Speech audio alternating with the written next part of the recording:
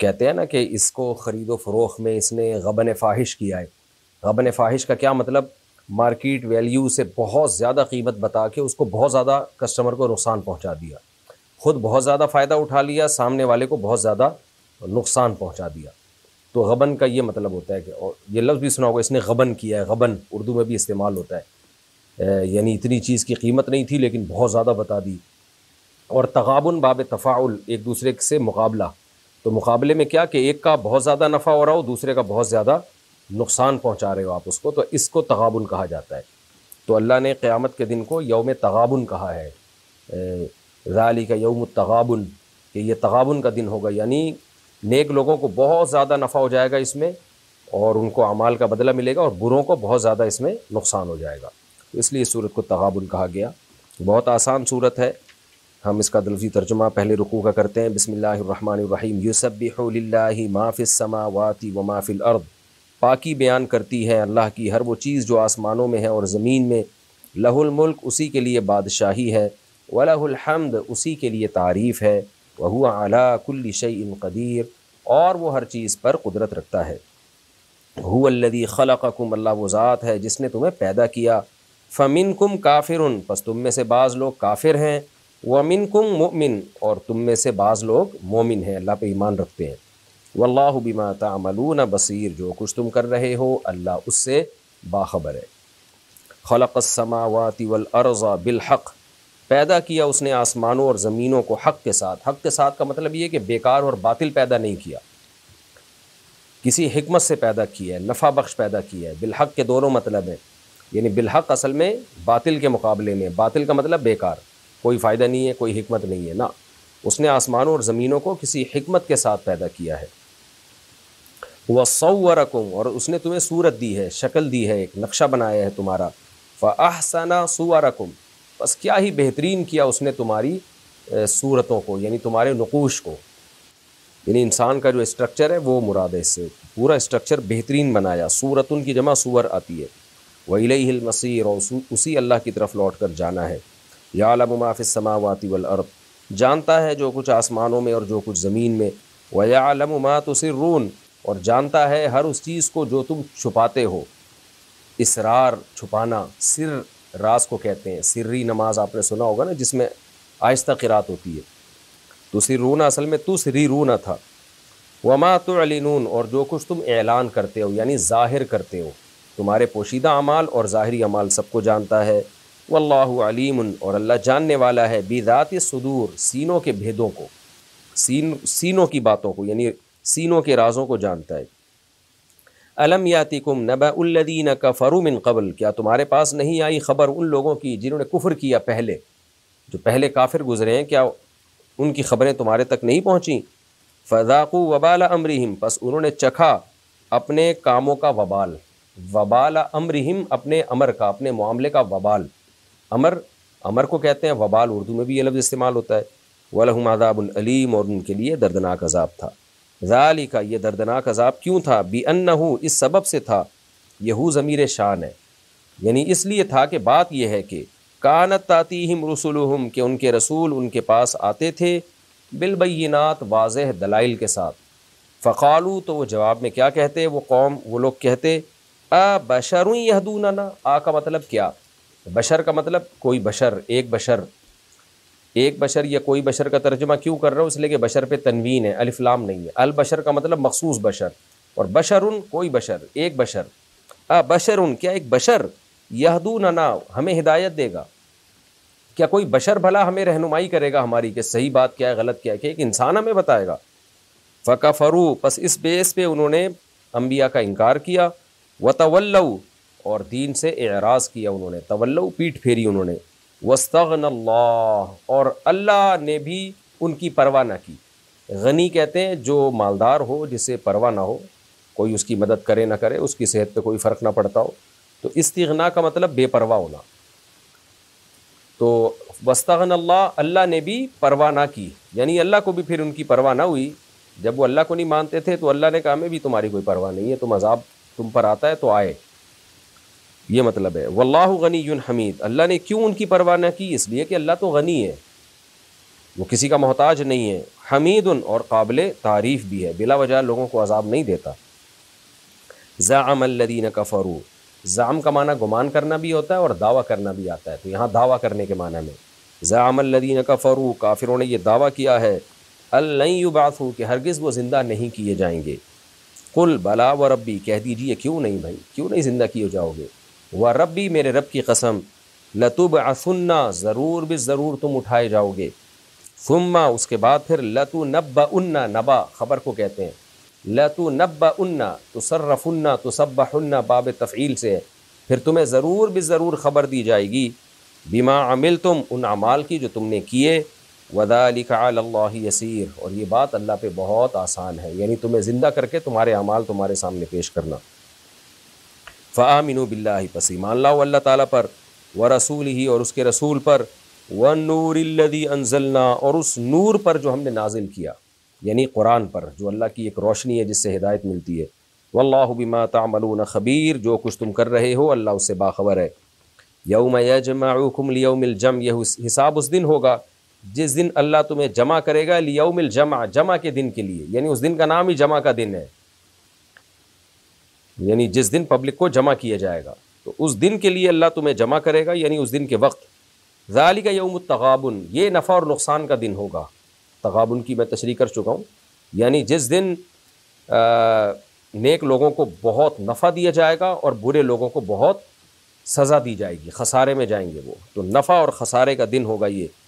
وَمَن يُؤْمِن بِاللَّهِ اور جو اللہ پر ایمان لائے، وَيَعْمَلْ صَالِحًا اور نیک اعمال کیے، يُكَفِّرْ عَنْهُ سَيِّئَاتِهِ اس کی خطاؤں کو اللہ معاف کر دے گا، وَيُدْخِلْهُ جَنَّاتٍ اور داخل کرے گا اس کو باغات میں، تجری من تحتها الانہار جن باغات کے نیچے نہریں بہتی ہوں گی، خالدین فیہا ابدا رہیں گے ان باغات میں وہ ہمیشہ، ذالک الفوز العظیم یہ ہے کامیابی بہت بڑی۔ والذین کفروا اور جنہوں نے کفر کیا، انکار کیا، وکذبوا بآیاتنا اور ہماری آیات کی تکذیب کی، جھٹلایا ہماری آیات کو، اولئک اصحاب النار یہ آگ والے لوگ ہیں، خالدین فیہا ہمیشہ اس آگ میں رہیں گے، وبئس المصیر اور کیا ہی برا ٹھکانہ ہے وہ آگ۔ آسان ترجمہ تھا، اب اس کی تفسیر کی طرف چلتے ہیں۔ آسان تفسیر ہے سورہ تغابن کا پہلا رکوع، یہ تمام صورتیں آپ دیکھ رہے ہیں، اچھا 28ویں پارے کی یہ تمام صورتیں مدنی ہیں، مکہ میں نازل نہیں ہوئی، مدینہ میں نازل ہوئی ہیں۔ یسبح للہ ما فی السماوات وما فی الارض، یہ تمام صورتیں اسی تسبیح سے شروع ہو رہی ہیں، جو کچھ آسمانوں میں اور زمین میں ہے سب اللہ کی حمد و ثنا بیان کرتے ہیں، زبان سے بھی اور اپنی حالت سے بھی، کنڈیشن دیکھ کے بھی پتہ چلتا ہے کہ اللہ ہر عیب سے پاک ہے۔ یہ تمہید کے طور پر ہر سورت سے پہلے اللہ نے 28ویں پارے میں تسبیح اپنی بیان کی ہے کہ اس کائنات میں غور کرو گے تو تمہیں یقین آ جائے گا کہ اللہ ہر عیب سے پاک ہے۔ دیکھیں اللہ کی عظمت دل میں آئے گی تو پھر اللہ کی باتوں کی عظمت دل میں آئے گی نا، تو اس لیے اللہ ان صورتوں کے شروع میں اپنی عظمت بیان کرتا ہے تاکہ آگے اللہ جو باتیں کر رہا ہے ان باتوں کی عظمت آپ کے دل میں آئے، ان باتوں کو آپ ویلیو دیں۔ فرمایا لہ الملک اسی کے لیے بادشاہی ہے، وَلَہ الحمد تعریف بھی صرف اسی کے لیے ہے، وَهُوَ عَلَىٰ كُلِّ شَيْءٍ قدیر وہ ہر چیز پر قدرت رکھنے والا ہے، هُوَ الَّذِي خَلَقَكُمْ اسی نے تمہیں پیدا کیا، خود بخود آٹومیٹیکلی ارتقاء کے نتیجے میں تم وجود میں نہیں آ گئے ہو، اسی نے تم کو پیدا کیا، لیکن افسوس کی بات فَمِنْكُمْ كَافِرٌ تم میں سے بعض کافر ہیں، یعنی عجیب بات ہے جس نے تمہیں پیدا کیا تم اسی کا انکار کر رہے ہو، وَمِنْكُمْ مُؤْمِنٌ اور تم میں سے کچھ لوگ مومن ہیں، اس پر ایمان لاتے ہیں کہ ہمیں پیدا کرنے والا کوئی ہے، وَاللَّهُ بِمَا تَعْمَلُونَ بَصِيرٌ جو کچھ تم کر رہے ہو وہ دیکھ رہا ہے، اس کو پتہ ہے کہ کون ہے جو ارتقاء اور ایوولوشن کے نظریے رکھ کے خدا کے وجود کا انکار کر رہا ہے، ایک گڑی ہوئی باتیں کر کے، اور کون ہے جو ان دلائل میں غور کر کے اپنے میرے وجود پر ایمان لاتا ہے، وہ سب دیکھ رہا ہے، ابھی سزا نہیں دے رہا، لاؤ نظریے لاؤ، تھیوریاں لاؤ، پیش کرتے رہو لوگوں کے سامنے، میں دیکھ رہا ہوں کہ کون ہے جو اپنے بنانے والے کو مانتا ہے اور کون بنانے والے کا انکار کرتا ہے، سب کچھ دیکھ رہا ہوں میں، جزا اور سزا آخرت میں ہوگی، دنیا میں نہیں ہوگی۔ خلق السماوات والارض بالحق آسمانوں اور زمینوں کو اس نے حق کے ساتھ پیدا کیا۔ اب دیکھیں یہ جب ہم نے ارتقاء کو مان لیا نا تو ہم نے کہا خود بخود ہوا ہے، جب خود بخود ہوا ہے تو پھر کوئی حکمت ہی نہیں ہے اس کی آٹومیٹیکلی، تو اللہ کہہ رہے ہیں ایسا کچھ بھی نہیں ہے، یہ زمین آسمان اس نے پیدا کیے، انسان کو بھی تمہیں بھی اسی نے پیدا کیا اور پیدا بھی حکمت سے کیا ہے، وہی نہیں پیدا کر لیا بس، کیونکہ بہت سے لوگ خدا کو مانتے ہیں لیکن وہ آخرت کو نہیں مانتے. وہ کہتے ہیں بس اللہ نے پیدا کر کے چھوڑ دیا, فزکس کے اصولوں میں جکڑ دیا ہے اس کائنات کو, اور سائنسی ضوابط میں جکڑ دیا ہے, بس ٹھیک ہے اس کے حساب سے کائنات چل رہی ہے, کیوں کیا پیدا, ہمیں اس میں جانے کی ضرورت ہی نہیں ہے. تو اللہ کہتا ہے ایسا نہیں ہے, اس نے حکمت کے ساتھ پیدا کیا, اور حکمت بھی وہ خود بیان کرتا ہے کہ تمہارا امتحان ہے کہ اس کائنات کو دیکھ کے خدا تک پہنچتے ہو یا نہیں پہنچتے, پھر اس خدائی تعلیمات پر عمل کرتے ہو یا نہیں کرتے. وَصَوَّرَكُمْ, اور پوری کائنات ایک طرف, لیکن اس نے تمہیں جو صورت دی ہے فَأَحْسَنَ صُوَرَكُمْ, وہ سب سے اچھی صورت دی ہے. یہ پوری کائنات کا نقشہ ایک طرف, اور انسان کو جو حسن و جمال دیا, جو اسٹرکچر دیا, وہ تمام مخلوق میں سب سے اچھا اسٹرکچر دیا ہے اس نے. وَإِلَيْهِ الْمَصِيرُ, اور لوٹ کر پھر اسی کی طرف تم نے جانا ہے. یہ سب چیزوں میں پڑھ کے اس سے غافل نہ ہو جاؤ. يَعْلَمُ مَا فِي السَّمَاوَاتِ وَالْأَرْضِ, انسان کے دل میں ایک وسوسہ پیدا ہوتا ہے, ٹھیک ہے جی اس نے بنایا, بڑی حکمت سے بنایا, آزمائش کے لیے بنایا, لیکن اس کو کیسے پتہ چل رہا ہے کہ ہم اچھا کر رہے ہیں برا کر رہے ہیں؟ تو اللہ کہتے ہیں جو کچھ آسمانوں میں اور زمین میں وہ جانتا ہے. وَيَعْلَمُ مَا تُسِرُّونَ وَمَا تُعْلِنُونَ, جو کام تم چھپ کے کرتے ہو, جو ظاہر کر کے کرتے ہو, سب جانتا ہے وہ. وَاللَّهُ عَلِيمٌ بِذَاتِ الصُّدُورِ, وہ تو سینوں کے بھیدوں کو جانتا ہے, تمہارے سینوں میں جو راز ہیں جو تم کسی کے سامنے شیئر نہیں کرنا چاہتے, وہ ان باتوں کو بھی جانتا ہے. پھر آگے اللہ ایک دلیل نقلی دے رہے ہیں. نقلی کا مطلب عقل سے کام لو, اس کائنات میں غور کرو تو بھی تمہیں اللہ کی باتیں سچی معلوم ہوں گی. لیکن پھر بھی اگر تمہیں یقین نہیں آتا تو پچھلی امتوں کی تاریخ پڑھو, آسمانی کتابیں پڑھو, یہود و نصارہ سے پوچھو کہ ان کے باپ داداؤں نے کیا کچھ دنیا میں واقعات دیکھیں اپنی آنکھوں سے, کیسے نافرمانوں پر اللہ کا عذاب آتے ہوئے دیکھا ہے. تو اس لیے اللہ کہتے ہیں الم یاتکم نبأ الذین کفروا من قبل, کیا تمہارے پاس پہلے جو کافر گزرے ہیں, قوم عاد, قوم سمود, فرعون اور نوح علیہ السلام کی قوم, ان کے واقعات تمہارے سامنے کبھی نہیں آئے کیا؟ فذاقوا وبال امرہم, اپنے کاموں کا وبال کیسا چکھا تھا انہوں نے, کیسی سزائیں ملی ہیں ان کو. ولہم عذاب علیم, اور یہ تو دنیا میں تھی, آخرت میں تو دردناک عذاب ہے ان کے لیے. کیوں یہ عذاب ان کو کیوں آیا؟ اللہ کہتے ہیں اسی وجہ سے آیا جس وجہ سے جو وجہ تم میں بھی پائی جاتی ہے. وہ وجہ کیا ہے؟ ذالک بأنہ کانت تأتیہم رسلہم بالبینات, ان کے پاس رسول آتے تھے واضح معجزے لے کر, وہ تکبر کرتے تھے اور کیا کہتے تھے ابشر یہدوننا, کیا کسی انسان کو ہم فالو کریں, وہ ہمیں بتائیں گے صحیح کیا ہے غلط کیا ہے. یہ نہیں دیکھ رہے کہ بھئی یہ انسان تو ہیں لیکن یہ خود تھوڑی کہہ رہے ہیں, یہ تو اللہ کا پیغام تم تک پہنچا رہے ہیں. آج بھی نا انسان سائنس کے نشے میں اور مادی علم کے نشے میں پیغمبروں کا انکار کر دیتا ہے. بھئی پیغمبر کی فیلڈ الگ ہے, سائنس کی فیلڈ الگ ہے. پیغمبر اللہ کا پیغام پہنچا رہے ہیں, ان کے پاس اپنے سچے ہونے کے بے شمار دلائل ہیں, تو آپ کیوں سائنس کو مذہب کے مقابلے میں لا کے کھڑا کرتے ہو اور اسلام مذہب اور جو ہے پیغمبروں کی تعلیمات سے آپ بغاوت کرتے ہو؟ تو اللہ کہتے ہیں وہ کیا کہتے تھے ابشر یہدوننا, کوئی بشر ہے جو ہمیں بتائیں گے. بس اس بیس پر یعنی تکبر کی بیس پہ انہوں نے کیا کیا, فکفروا, انکار کیا, وتولوا, اور اللہ کے دین سے اعراض کیا, واستغنى اللہ, تو اللہ نے بھی پھر ان کی پرواہ نہیں کی, اللہ نے بھی پوری پوری بستیوں کو تباہ و برباد کر دیا. واللہ غنی حمید, کیونکہ اللہ بے پرواہ ہے, غنی ہے اور قابل تعریف ہے. قابل تعریف میں بتا دیا کہ بلا وجہ کسی کو ہلاک نہیں کرتا, جو مجرم ہوتے ہیں انہی کو ہلاک کرتا ہے. اب اس برائی کی جڑ کیا تھی؟ پیغمبروں کا انکار اور مذہب کی تعلیمات کا انکار. اس کی جڑ یہ تھی کہ ان کو سمجھ میں ہی نہیں آتا تھا کہ ہم موت کے بعد دوبارہ زندہ بھی ہو سکتے ہیں. وہ کہتے ہیں, جب آج کی بھی ملحد یہی ہے نا, کہتے ہیں کہ جب یہ سب ایک فزکس کے اصولوں اور سائنس کے اصولوں پر اللہ نے اس کائنات کو جکڑ دیا ہے, تو ہمیں یہ تو سمجھ میں آتا ہے کہ پانی سے انسان بنتا کیسے ہے, دوبارہ بننا ہمیں سمجھ میں نہیں آتا, لہذا نہیں بنے گا انسان دوبارہ زندہ نہیں ہوگا. تو اللہ کہتے ہیں پچھلی امتوں نے بھی یہی کیا. زعم الذین کفروا, کافروں نے یہ دعویٰ کیا, اللہ یبعثوا, کہ ہرگز زندہ نہیں کیے جائیں گے. دیکھیں پہلے کے ملحد بھی یہ بڑی قسمیں اٹھا کے اور تاکید سے باتیں کیا کرتے تھے, لا یبعثون لن یبعثوا, بھائی یہ پاسبل ہی نہیں ہے. آج کے ملحد اور مذہب مخالف لوگ اور جو نام نہاد لبرل اور سیکولر لوگ, وہ بھی یہی کہتے ہیں بھائی یہ پاسبل ہی نہیں ہے کہ مرنے کے بعد دوبارہ زندگی ہو. تو اللہ کہتے ہیں ان کافروں نے یہ دعویٰ کیا, لن یبعثوا, یہ ہو نہیں سکتا کہ ہم دوبارہ اٹھیں.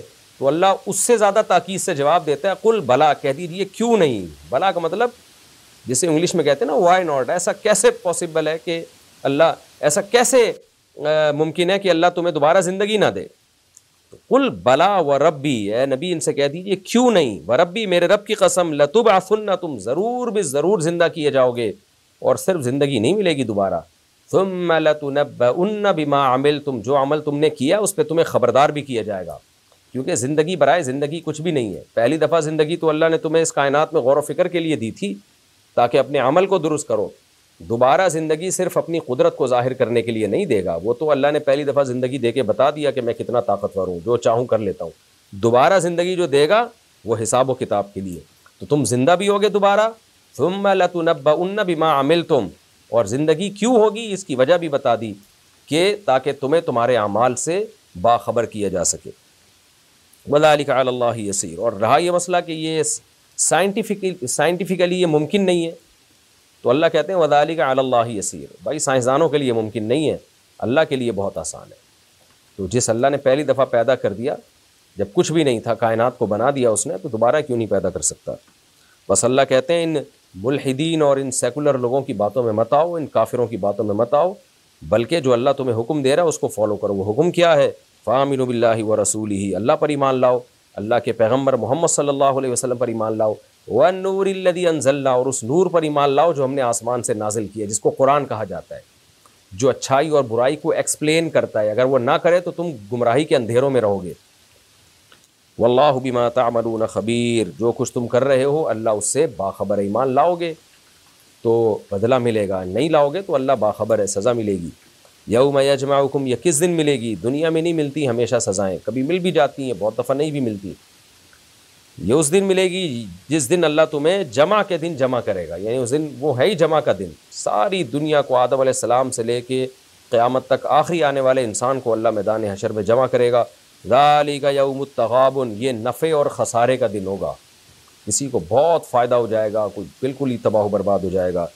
اب فائدہ کس کو ہوگا اور کیا فائدہ ہوگا اللہ نے یہ بیان کیا، فرمایا وَمَن یُؤْمِن بِاللَّهِ وَيَعْمَلْ صَالِحًا، جس کا عقیدہ صحیح، ایمان اللہ پر اور نیک عمل بھی ہو، صرف ایمان کافی نہیں ہے، اعمال بھی اچھے ہوں، تو اس کو کیا فائدہ ہوگا؟ یکفر عنہ سیئاتہ، چھوٹی موٹی خطاؤں کو معاف کرے گا اللہ، پہلا فائدہ یہ۔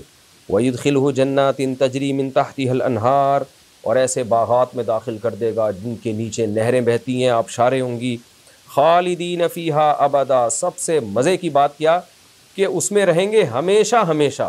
خالدین کا مطلب بھی ہمیشہ ہی ہے، خالدین کا مطلب، اور ابدا میں اور تاکید کر دی، ہمیشہ ہمیشہ رہیں گے اس میں، کبھی موت نہیں آئے گی۔ آگے اللہ خود ہی اپنی جنت کی تعریف کرتے ہیں، ذالک الفوز العظیم، یہ چھوٹی کامیابی نہیں ہے، اللہ کہتے ہیں بہت بڑی کامیابی ہے۔ اور وہ جو تغابن میں جو نقصان کا دن ہے، وہ کن لوگوں کو نقصان ملے گا اور کیا تباہی ہوگی؟ والذین کفروا وکذبوا بآیاتنا، فرمایا جو کافر ہیں اور ہماری آیات کا انکار کر دیا، نہیں مانتے اللہ رسول کی باتوں کو، تو اولئک اصحاب النار، یہ آگ والے لوگ ہیں، خالدین فیہا، یہ بھی ہمیشہ اس آگ میں رہیں گے، وبئس المصیر، اور کتنا ہی برا ٹھکانہ ہے وہ جہنم، کتنا ہی برا ٹھکانہ ہے۔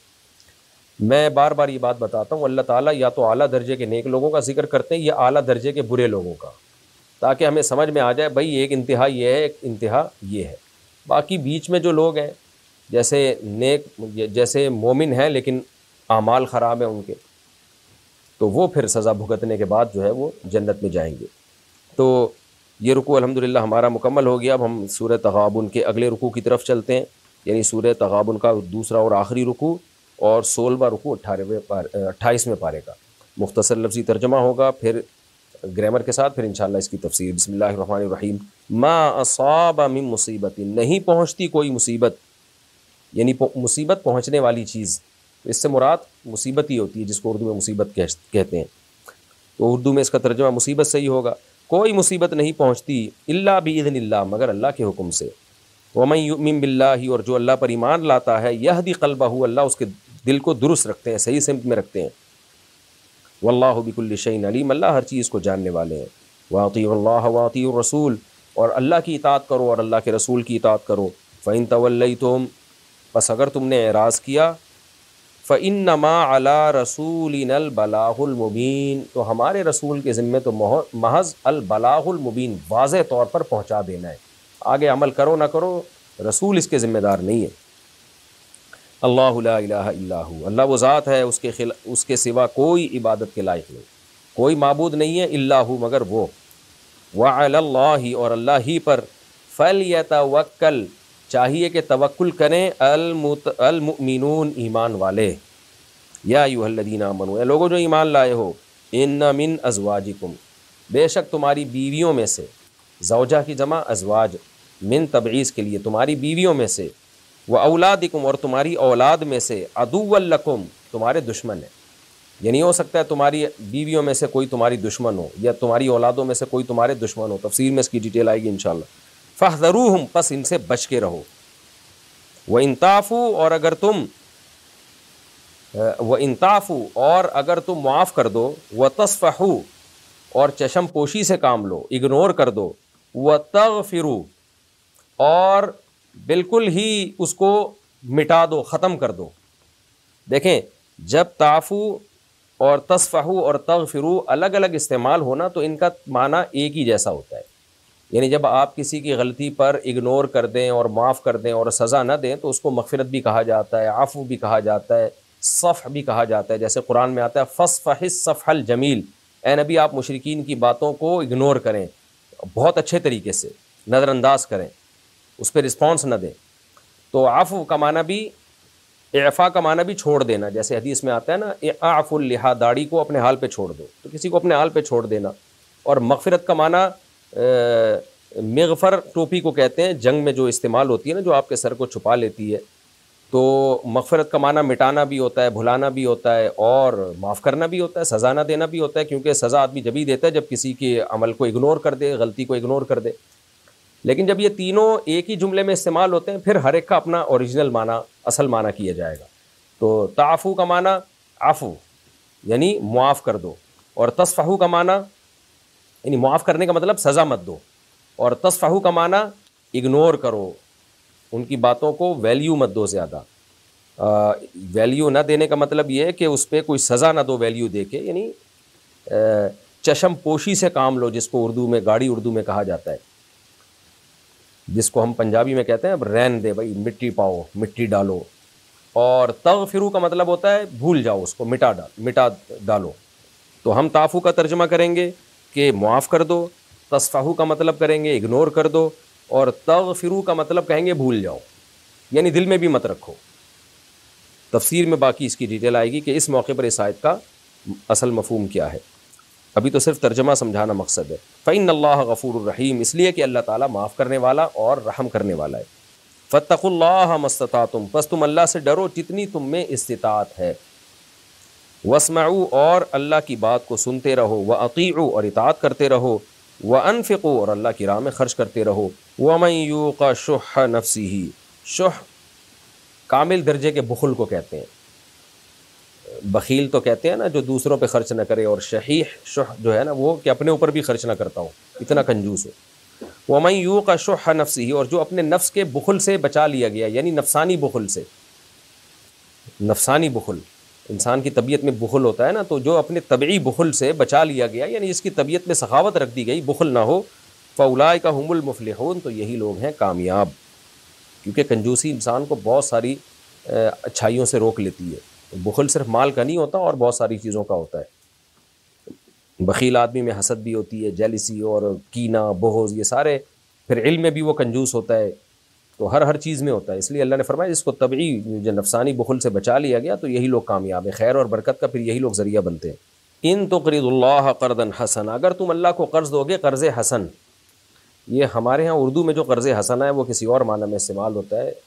لوگ اکثر کہہ رہے ہوتے ہیں ہمیں قرض حسنہ دے دیں، مجھے نہیں سمجھ میں آتا اس کا مطلب کیا ہے۔ کسی سے میں نے پوچھا تو کہتے ہیں وہ قرضہ جس میں واپسی کا مطالبہ نہ ہو، یا ہم جب چاہیں واپس کر دیں، واللہ عالم۔ لیکن بہرحال شریعت میں قرض حسن کا مطلب عمدہ قرض، یعنی وہ قرض جو اخلاص کی بنیاد پہ دیا جائے، جس میں ریاکاری نہ ہو، جس میں بعد میں سامنے والے کو ذلیل نہ کیا جائے، اور یعنی اللہ کی رضا کے لیے ہو۔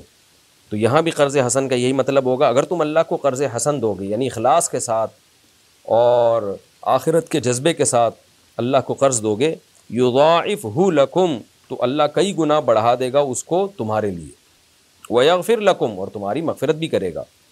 واللہ شکور، اس لیے کہ اللہ قدردان ہے، شکور شاکر سے نکلا ہے۔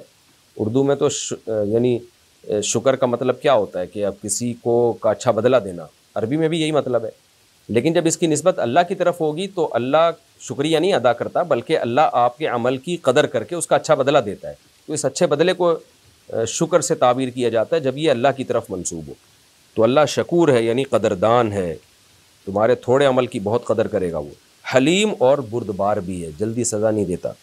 عالم الغیب والشہادہ، غیب کا علم بھی جانتا ہے اور ظاہری چیزوں کا علم بھی جانتا ہے. العزیز زبردست غالب ہے، الحکیم زبردست حکمت والا ہے.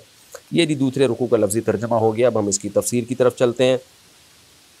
ما صاب من مصیبت الا باذن اللہ، فرمایا کوئی مصیبت نہیں پہنچتی مگر اللہ کے حکم سے. پچھلی صورت میں حکم تھا نا کہ قیامت کا دن تغابن کا دن ہوگا، جو نیک اعمال والے لوگ ہیں وہ جنت میں اور جو برے اعمال والے لوگ ہیں وہ جہنم میں. تو اب ظاہر ہے جب جو بھی نیکی پر چلتا ہے تو کچھ نہ کچھ آزمائشیں آتی ہیں. تو اس لیے اللہ اب اہل اسلام کو تسلی دے رہے ہیں کہ بھئی جو عیش و عشرت کی جگہ ہے وہ جنت ہے، دنیا نہیں ہے. تو جب بھی کوئی مصیبت پہنچا کرے یہ سوچا کرو یہ اللہ کے حکم سے ہے، اس میں شریعت کو چھوڑا نہیں کرو تم اور واویلا نہ مچایا کرو. اس لیے فرمایا ما اصاب من مصیبت الا باذن اللہ، کوئی بھی مصیبت پہنچتی ہے تو اللہ کے حکم سے پہنچتی ہے. ومن یؤمن باللہ، اور جو اللہ پر مضبوط ایمان رکھتا ہے یعنی یقین رکھتا ہے کہ بھائی اللہ ہے اور وہ مصیبت پہنچا بھی سکتا ہے دور بھی کر سکتا ہے. جو اللہ پہ ایمان رکھتا ہے یہدی قلبہ، اللہ اس کے دل کو سیدھا رکھتے ہیں. کیا مطلب؟ مصیبت میں اس کے دل کو تھامتے ہیں، اسے غلط فیصلوں سے بچاتے ہیں. کافر مصیبت میں خودکشی کر بیٹھتا ہے، چیخو پکار کرتا ہے، بندے مار دیتا ہے، جی میں ٹینشن میں تھا تو میں نے گاڑی 8-10 بندوں پہ چڑھا دی. یہ اس طرح کی حرکتیں آپ کو مغربی ممالک میں اور غیر مسلموں میں بہت ملیں گی اس طرح کی. تو اب مسلمانوں میں بھی یہ چیزیں آ گئی ہیں کیونکہ ظاہر اللہ پر ایمان نہیں رہا مضبوط. تو جو اللہ پہ مضبوط ایمان رکھتا ہے اللہ کہتے ہیں یہدی قلبہ، اللہ اس کے دل کو سیدھا راستہ دکھاتے ہیں یعنی مصیبت کے وقت. تو اس لیے اللہ پہ ایمان مضبوط کرو تاکہ مصیبت میں تمہارا دل سیدھا رہے. واللہ بکل شیء علیم، اللہ ہر چیز کو جانتا ہے. اللہ کو پتہ ہے کون ایمان والا کو اور کون ایمان سے خالی ہے. تو کس کے دل کو میں نے سیدھا راستہ دکھانا ہے، کس کے دل کو نہیں دکھانا. واطیعوا اللہ واطیعوا الرسول، اور صرف ایمان کافی نہیں، اپنے عمل کو بھی درست کرو، اللہ اس کے رسول کی اطاعت کرو. فإن تولیتم، اگر اطاعت تم نے نہیں کی، فإنما علی رسولنا البلاغ المبین، تو رسول کے ذمے اللہ کا پیغام پہنچانا ہے. اطاعت نہ کرنے سے رسول کا کوئی نقصان نہیں ہوگا. اللہ لا الہ الا ہو، اللہ وہ ذات ہے جس کے سوا کوئی عبادت کے لائق نہیں، لہذا مصیبت میں تم نے اسی اللہ کو پکارنا ہے. وعلی اللہ فلیتوکل المؤمنون، اور اللہ ہی پر ایمان والے توکل کرتے ہیں. تو یہ ساری آیتیں مصیبت سے متعلق ہیں کہ جب مصیبت آئے تو اللہ پر اعتماد کرنا ہے، توکل کرنا ہے. کیونکہ ایمان لائے ہو تو اس کا تقاضا ہے کہ اللہ پر اعتماد کرنا ہے تم نے. بھئی اعتماد کا مطلب کیا ہے؟ بھئی اسی مصیبت میں اللہ نے ہمارے لیے خیر رکھی ہوگی. اللہ ہم سب کو پریشانیوں سے بچائے، لیکن کوئی مصیبت اللہ نہ کرے ہمارے مقدر میں ہو تو صبر کی اللہ ہمیں توفیق دے. یا ایھا الذین آمنوا ان من ازواجکم واولادکم عدوا لکم. دیکھیں دو ہی چیزیں ہوتی ہیں، یا تو مصیبتیں ہوتی ہیں یا نعمتیں ہوتی ہیں انسان پر. تو مصیبتوں کا حکم اللہ نے بتا دیا کہ ایمان والوں جب مصیبتیں آئیں تو صبر کرنا ہے، اللہ پہ توکل کرنا ہے. اور جب نعمتیں ملیں تو نعمت بھی بعض دفعہ آزمائش ہوتی ہے، اللہ سے غافل کر دیتی ہے. اور نعمتوں میں سب سے بڑی نعمت کیا ہے؟ اولاد، ازواج، مال. تین ہی ہوتی ہے نا، آپ کا ایک بڑا خاندان ہو، بیویاں ہوں، بچے ہوں، مال ہو. تو اللہ نے تینوں کا تذکرہ کیا کہ مصیبت میں تمہیں صبر کرنا ہے اور نعمتوں میں تمہیں اللہ سے غافل نہیں ہونا. کیونکہ جب نعمتیں ملیں گی تو کچھ نعمتیں دیکھنے میں نعمت ہوں گی وہ، لیکن وہی تمہارے لیے عذاب بن جائیں گی کیونکہ وہ تمہیں اللہ سے غافل کریں گی. اس لیے اللہ نے فرمایا یا ایھا الذین آمنوا، اے ایمان والو، ان من ازواجکم، تمہاری نعمتوں میں ازواج بھی ہیں. تو تمہاری بیویوں میں بعض بیویاں اور تمہاری اولادوں میں بعض اولادیں عدو لکم، تمہارے دشمن ہیں. یہاں دشمن کا مطلب یہ نہیں کہ بیوی جو ہے وہ کوئی چاقو لے کے بیٹھی ہوئی ہے تمہیں مار دے گی یا تمہارا بچہ جو ہے تمہیں قتل کر دے گا. یہاں دشمن کا مطلب یہ ہے کہ عین ممکن ہے وہ تم سے کچھ ایسے کام کرا لیں جس سے اللہ ناراض ہو. جیسے تمہیں جہاد میں جانے سے روک دیا، تم بیوی اور اولاد کی محبت میں جہاد سے رہ گئے. یا ہم گھروں میں دیکھ رہے ہوتے ہیں انسان اپنی بیوہ بہن پہ خرچ کر رہا ہوتا ہے اور یتیم بھتیجوں پہ خرچ کر رہا ہوتا ہے. بیوی کے کہنے پہ آ کے وہ بہن پہ اور یتیم بھتیجوں پہ خرچ کرنا بند کر دیتا ہے. جیسے آپ کے بھائی کی ڈیتھ ہو گئی، اب اس کے یتیم بچے ہیں، آپ کی بیوی ان بچوں پہ خرچ نہیں کرنے دے رہی آپ کو، وہ کہہ رہی ہے ساری دولت مجھے دو. بعض دفعہ آپ کی ماں بیمار ہے اور آپ کی بیوی آپ کی ماں پہ آپ کو خرچ نہیں کرنے دے رہی. تو اللہ بتاتے ہیں کہ ایسی بیوی اصل میں تمہاری دشمن ہے کیونکہ وہ تمہیں جہنم کا ایندھن بنا رہی ہے. اسی طرح اولاد بھی بعض دفعہ یہ حرکتیں کر رہی ہوتی ہے. میں نے اپنی زندگی میں دیکھا ہے ایک شخص اپنی بہنوں پہ خرچ کر رہا ہے، بیٹے آ کے رکاوٹ بنتے ہیں کہ سارا آپ پھپھو کو ہی کھلا دو گے، ہمارے لیے کیا بچے گا، حالانکہ وہ بیچاری بیوہ ہے یا وہ مجبور ہے. قرآن تو کہہ رہے ہیں نا تمہارے مال میں رشتہ داروں کا بھی حق ہے جو مجبور ہے، ضرورت مند ہے. بیٹے بعض دفعہ باپ کو شادی نہیں کرنے دیتے، جس کہ بھئی ہماری جائیداد میں کوئی جو ہے نا ہماری سوتیلی ماں نہ شریک ہو جائے، اور اس کی وجہ سے وہ باپ زنا میں پڑ جاتا ہے. تو اللہ بتا رہے ہیں ایسی تمہاری اولاد تمہاری دشمن ہے، دیکھنے میں دشمن نہیں ہے لیکن تم سے وہ کام کرا رہی ہے جس سے تم گناہ میں پڑ رہے ہو. تو یہ سوسائٹی میں صبح و شام ہمیں ایسی چیزیں آج دیکھنے کو ملتی ہیں کہ اولاد اور بیوی خیرخواہ بن کے آتے ہیں لیکن آپ سے وہ کام کرا دیتے ہیں جس سے اللہ کا غضب جو ہے حرکت میں آتا ہے. اسی میں یہ بھی ہے کہ بھائی مر گیا، اس کی بیوہ بھابھی ہے، آپ چاہتے ہو کہ اس بھابھی سے نکاح کر کے اس کے بچوں کو ٹھکانہ دے دو آپ، ورنہ در در کی ٹھوکریں کھائیں گے، وہ بھابھی زنا میں مبتلا ہو سکتی ہے. لیکن وہاں بھی بعض دفعہ زوجہ رکاوٹ بن جاتی ہے، اور اتنی بن جاتی ہے کہ آپ ان یتیم بچوں کو در در کی ٹھوکریں کھانے دیتے ہیں. تو مرد کو اللہ تعالیٰ یہاں بتا رہے ہیں کہ ٹھیک ہے بیوی اللہ نے دی اور اولاد دی تمہاری نعمت کے لیے، محبت کے لیے، لیکن ہوشیار رہو. ان میں بہت سے ایسے ہیں، یعنی بہت سے تو نہیں، بعض ایسے ہیں، من ازواجکم میں من تبعیض کے لیے، تبعیض کا مطلب بعض ایسے ہیں، یعنی اس بات کا خطرہ موجود رہتا ہے کہ ان کی محبت میں تم کوئی غلط کام کر بیٹھو. تو یہ ہوشیار کیا جا رہا ہے ہمیں. تو ان من ازواجکم و اولادکم عدوا لکم، بعض تمہارے دشمن ہوتے ہیں. دشمن کا مطلب کہ حقیقت میں تو دشمن نہیں ہوتے، بیوی اور اولاد تو محبت کرتے ہیں، اور شوہر سے محبت کرتی ہے، اولاد باپ سے محبت کرتی ہے، لیکن دشمن اس سینس میں کہا گیا ہے جو اس آیت کی تفسیر ہے اس کی روشنی میں، اس سینس میں کہا گیا ہے کہ تم سے اللہ کی نافرمانی کرا لیتے ہیں. تو ایسی صورت میں تمہیں ہوشیار رہنا ہے، ان کے دباؤ میں آ کے، ان کی محبت میں آ کے شریعت کے حکم کو تم نے چھوڑنا نہیں ہے. فاحذروہم، پس ان سے بچ کے رہو. کتنی بڑی اہم آیت ہے، یعنی بچ کے رہو مطلب ہوشیار رہو.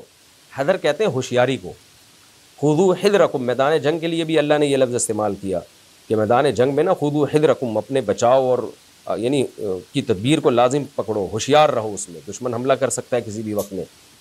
تو یہاں بھی اللہ نے یہی لفظ استعمال کیا کہ ہوشیار رہا کرو، ایسا نہ ہو کہ محبت میں آ کے کوئی شریعت کے خلاف کام کر بیٹھو. فرمایا وَإِن تَعْفُوا وَتَصْفَحُوا وَتَغْفِرُوا. بعض صحابہ سے ایسا ہی ہوا، ان کی ازواج یا اولاد نے کوئی ایسا حکم دے دیا، ایسا مطالبہ کر دیا جس سے اللہ ناراض ہوتا ہے. تو پھر وہ اصحاب رسول بہت غصے ہوئے جب یہ آیت نازل ہوئی تو یا اللہ نے تنبیہ کی، تو پھر انہوں نے جا کے جیسے مرد میں ایک دم غیرت میں آ جاتا ہے نا، تو پھر بیوی بچوں کو انہوں نے کہا یہ سزا دیں گے، ایسا کر دیں گے، ویسا کر دیں گے. تو اللہ نے کہا کہ ایسا مت کرو، اللہ کے حکم کو فالو کرو، لیکن اگر بیوی اور بچوں کی طرف سے کوئی غلط مطالبہ ہو گیا ہے جس کی وجہ سے تمہیں غصہ آیا ہے تو تعفو، درگزر سے کام لو. تو اس لیے آگے اللہ فرماتے ہیں وَإِن تعفو، اگر تم ان کے غلط مطالبوں پہ، بیجا مطالبوں پہ ان کو معاف کر دو گے، مطالبہ پورا تو نہیں کرنا ہے لیکن اب سزا بھی نہیں دینی ہے، کیونکہ گھر میں ایسا ہو سکتا ہے، ہوتا رہتا ہے، یہ نارمل روٹین کا حصہ ہیں یہ چیزیں. تو اب گھر خراب نہیں کرنا مار پیٹ کر کے یا طلاقیں دے دے کے، تو بلکہ اللہ نے کیا کہا وَإِن تعفو، اگر تم معاف کر دو گے، وَتَصْفَحُوا، اور درگزر کرو گے، اگنور کرو گے کہ بھائی ہوتا ہے، سب جگہ ایسا ہی ہوتا ہے، چلتا ہے یہ، وَتَغْفِرُوا، اور بھول جاؤ گے، یعنی دل میں بھی نہیں رکھو گے. بعض مردوں کی عادت ہوتی ہے بیوی یا اولاد کی طرف سے کوئی غلطی ہوئی تو سالوں سال کینہ رکھ کے نا اس غلطی کو طول دیتے ہیں اور تانے دیتے رہتے ہیں کہ تم نے فلاں موقع پہ یہ کہا تھا، تم نے فلاں موقع پہ یہ کہا تھا. جیسے فسادی لوگ ہوتے ہیں نا، تو وہ یہ کینہ رکھ کے دل میں ہمیشہ اس کو طول دیتے ہیں. تو ایسے لوگ گھر چلا نہیں سکتے، بسا نہیں سکتے. نہ ایسی عورت گھر چلا سکتی ہے تو شوہر کی کسی غلطی پر ہمیشہ اس کو تانے دیتی رہے، اور نہ ایسا مرد گھر چلا سکتا ہے جو بیوی یا بچوں کی غلطی پر ہمیشہ ان کو اس غلطی کے تانے دیتے رہے. ہم نے یہ سب چیزیں گھروں میں دیکھی ہیں، لوگوں کے گھروں میں نا یہ سب چیزیں دیکھی ہیں کہ بیٹے سے کوئی غلطی ہو گئی تو اب باپ ہر موقع کوئی موقع ذلیل کرنے کا چھوڑتا نہیں ہے. تو غلطیوں کو اگنور کرنا بھی سیکھنا چاہیے، درگزر کرنا سیکھنا چاہیے، پردے ڈالنا سیکھنا چاہیے. بھائی چھوڑو، بس آگے کی دیکھو، آگے زندگی اچھی گزارو. تو کتنی زبردست آیت ہے. فرمایا وَإِن تعفوا، اگر تم معاف کرو گے، سزا مت دو، وَتَصْفَحُوا، اور اگنور کرو گے اور بھول جاؤ گے. غفر یغفر کا معنی ایک مٹانا بھی ہوتا ہے، یعنی بالکل دل سے بھی نکال دو گے اس کو. فإن اللہ غفور رحیم، تو اللہ معاف کرنے والا اور رحم کرنے والا ہے. اللہ کو معافی اور رحمت پسند ہے. آگے اللہ فرماتے ہیں انما اموالکم واولادکم فتنہ، تمہارے مال اور اولاد آزمائش ہے. یعنی دوبارہ اسی مضمون کا تکرار کیا کہ ان میں پڑھ کے اللہ سے غافل نہ ہو جاؤ. واللہ عندہ اجر عظیم، اللہ کے پاس بہت بڑا اجر ہے. تو ان کو خوش کرنے میں اللہ کو ناراض نہ کرو، آنا اللہ کے پاس ہے اجر، وہ اس نے تمہارے لیے بڑا عظیم اجر تیار کر کے رکھا ہے. فاتقوا اللہ ما استطعتم، بس جب خلاصہ حاصل یہ نکلا کہ جانا ہم سب نے اللہ کے پاس ہی ہے، بیوی بچوں کو سب کو چھوڑنا ہے، مال کو بھی چھوڑنا ہے، تو اب جتنا اللہ سے ڈر سکتے ہو ڈرو، یعنی شریعت کو اتنا فالو کرو جتنی تمہارے اندر استطاعت ہے۔ استطاعت کا کیا مطلب ہے یہ علماء بتائیں گے، خود سے فیصلہ نہ کریں۔ بعض دفعہ ایک آدمی کہتا ہے مجھ سے فجر میں اٹھا ہی نہیں جاتا، میری بہت سخت نیند آتی ہے، تو اللہ تو قرآن میں کہہ رہے ہیں جتنی استطاعت ہے اتنا شریعت پہ چلو، تو میرے تو فجر میں اٹھنے کی استطاعت ہی نہیں ہے، تو اس کو یہ نہیں کہیں گے کہ استطاعت نہیں ہے۔ تو کیونکہ میں اس لیے یہ آیت کی تشریح کر رہا ہوں کہ آج ہر آدمی نے استطاعت کا خود ہی ایک مفہوم گڑھ لیا ہے، بعض نے تو یہاں تک کہہ دیا کل آپ کا اگر رمضان کا روزہ ہے، کل امتحانی پرچہ ہے، تو آپ میں استطاعت نہیں ہے، آپ روزہ چھوڑ سکتے ہیں، ایسا کچھ بھی نہیں ہے۔ تو استطاعت کا مطلب کیا ہے؟ جبر، اکراہ، جس کی فقہ کی کتابوں میں بہت تفصیل ہے۔ بعض مجبوریاں ایسی ہوتی ہیں اس میں شریعت نے خود اجازت دے دی ہوتی ہے ہمیں، اس لیے اللہ نے کہا کہ جتنی تمہارے اندر استطاعت ہے اللہ سے ڈرو، اور جہاں استطاعت نہیں ہوگی تو شریعت نے خود اس میں تمہیں چھوٹ دی ہوئی ہے۔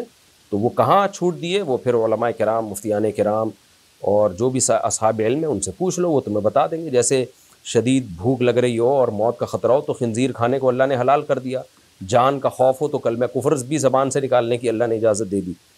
فرمایا واسمعوا، اور اللہ کی بات کو سنو، واطیعوا، اور اطاعت کرو، وانفقوا، اور نیکیوں میں ایک بہت بڑی نیکی ہے خرچ کرنا، خرچ کیا کرو، خیرا لانفسکم، یہ تمہارے لیے بہتر ہے۔ خرچ کرنے سے ہمیں لگتا ہے کہ ہم غریب ہو جائیں گے اور نقصان ہوگا، اللہ کہتے ہیں نہ، تم خرچ کرو، تمہیں ہی فائدہ ہوگا اس کا۔ ومن یوق شح نفسی، سب سے بڑی بات یہ ہے کہ جس کو نفسانی بخل سے بچا لیا گیا، فاولئک هم المفلحون، یہی لوگ کامیاب ہیں۔ اس سے پتہ چلتا ہے سخی آدمی اللہ کی نظر میں بہت بڑا کامیاب ہے، دنیا میں بھی آخرت میں بھی، اور تنگ دل لوگ دنیا بھی برباد کرتے ہیں، آخرت بھی برباد کرتے ہیں۔ سخاوت پیدا کرو۔ آگے اللہ اسی سخاوت کے لیے ایک ترغیب کا ایک جملہ ارشاد فرما رہے ہیں کہ تم جب اللہ کی راہ میں خرچ کرتے ہو، غریبوں پہ، مسکینوں پہ، بیواؤں پہ، مسجدوں میں، مدرسوں میں، جہاد میں، مظلوموں میں، جہاں بھی خرچ کرتے ہو تو اصل میں تم اللہ کو لون دے رہے ہو، قرض دے رہے ہو۔